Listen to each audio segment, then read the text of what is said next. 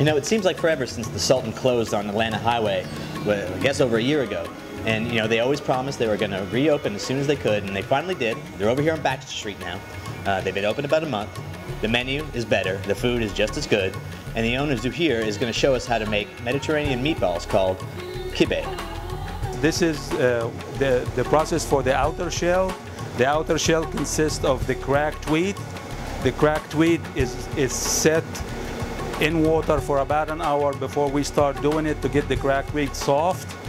It's top sirloin, beef, and onions. This is a two-step process. The first process is to mix the ingredients.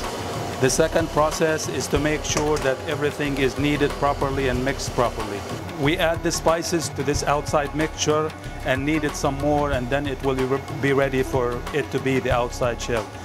Okay, the stuffing consists of a two-step process. First, we have to brown the pine nuts, and after we get them browned, we need to put them on a plate with some paper to drain the excess oil.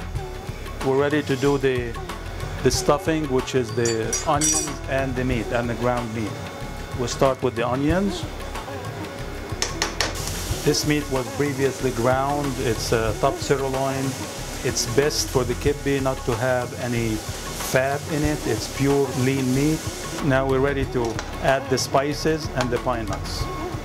After we do this and this cools down, we actually form the balls from each one of these, actually opening them up, stick the stuffing in there and close them back up.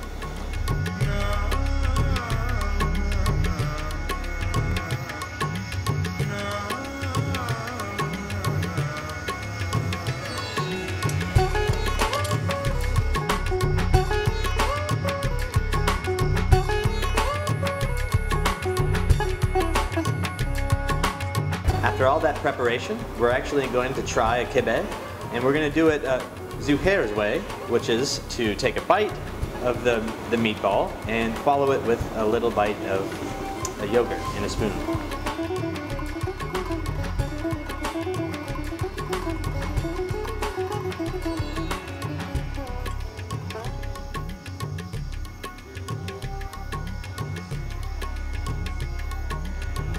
Well, the yogurt is incredibly cooling, but there's not a whole lot of spice to follow it up.